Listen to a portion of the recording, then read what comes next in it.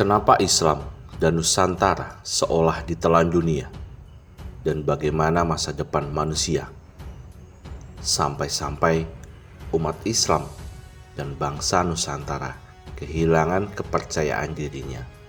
Bahkan sampai harus berharap kepada sosok-sosok penyelamat, baik itu disebut Imam Mahdi atau Satrio Piningit. Mari kita bahas bersama-sama. Assalamualaikum warahmatullahi wabarakatuh. Pemirsa Aksara TV, tidak bisa kita pungkiri, manusia selalu mengalami perubahan setiap hari, setiap tahun, dan setiap zaman. Peristiwa yang sudah terjadi kita sebut dengan sejarah. Sejarah mengatakan bahwa Islam dan Nusantara pernah besar bersama di satu putaran zaman yang sama. Ketika Islam saat itu berkembang pesat di bagian dunia yang kita sebut Timur Tengah, Nusantara juga menampilkan kejayaannya dengan pesona dari Majapahit dan pendahulu-pendahulunya. Ilmuwan-ilmuwan banyak lahir dari rahim Islam. Banyak penemuan-penemuan yang revolusioner diprakarsai oleh cendekiawan-cendekiawan Muslim di Timur Tengah. Sementara itu, Nusantara juga tetap aktif memproduksi barang-barang yang bernilai agrikultur dan metafisika. Saat itu tak pernah ada cerita Islam mempunyai konflik dengan bangsa Nusantara. Islam dan Nusantara seolah menciptakan harmoni yang luar biasa untuk peradaban manusia. Mereka begitu selaras dengan semesta, berinteraksi dengan Tuhan dan sesama manusia.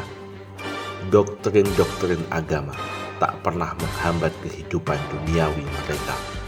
Tidak seperti hari ini, Islam dan Nusantara seolah bercerai dan harus kembali dikawinkan oleh pernikahan buatan, yaitu Islam Nusantara.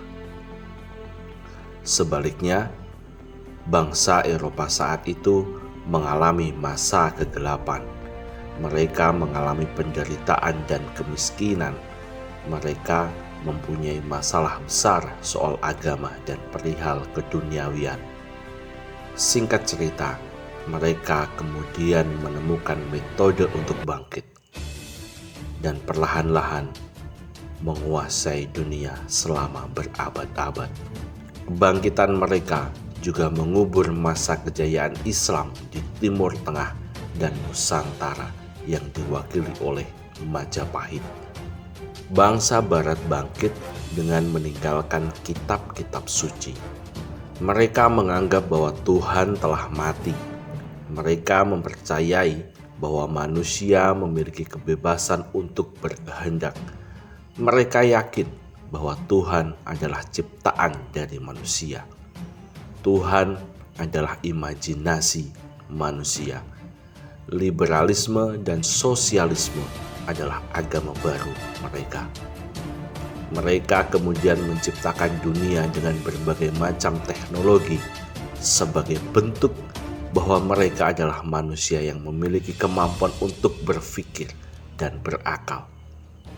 Hingga kini, bangsa Nusantara dan Islam harus mengakui bahwa penemuan-penemuan besar selama 500 tahun terakhir milik bangsa Barat. Bahkan, kini perangkat yang Anda gunakan untuk menonton video ini adalah hasil dari mereka yang tidak lagi menganggap bahwa Tuhan itu ada. Sementara itu, Islam justru berkutat soal sah atau tidak mengucapkan selamat Natal dan Tahun Baru. Nusantara nikmat dalam kehidupan penuh klinik, santet, dan pesugihan. Mereka kaget ternyata kini sudah ada yang namanya kecerdasan buatan. Sudah ada teknologi yang mampu menciptakan manusia. Islam dan bangsa Nusantara hanya bisa dengan ramai-ramai mengecam perkembangan teknologi, tapi diam-diam mereka menikmatinya.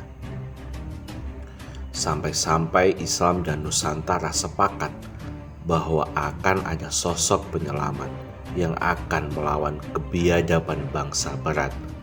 Bangsa yang mayoritas beragama tapi tak percaya agama itu.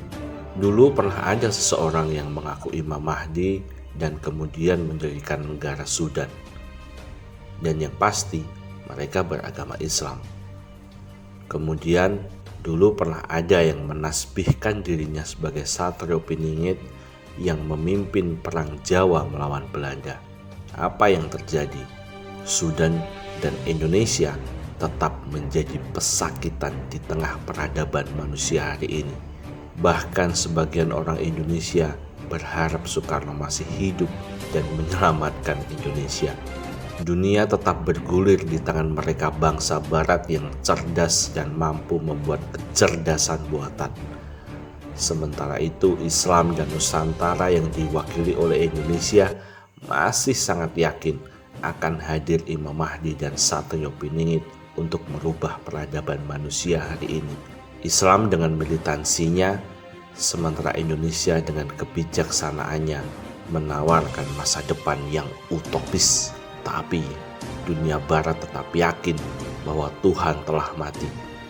Imam Mahdi dan Satrio Piningit itu hanya mitos belaka. Menurut pemirsa, masa depan seperti apa yang akan dijalani umat manusia? Masihkah ada Satrio Piningit itu? Masihkah ada Imam Mahdi itu?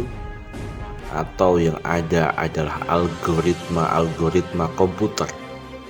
Atau jangan-jangan Satrio Piningit tetap terkagum-kagum dengan kecerdasan buatan yang disebut artificial intelligence itu?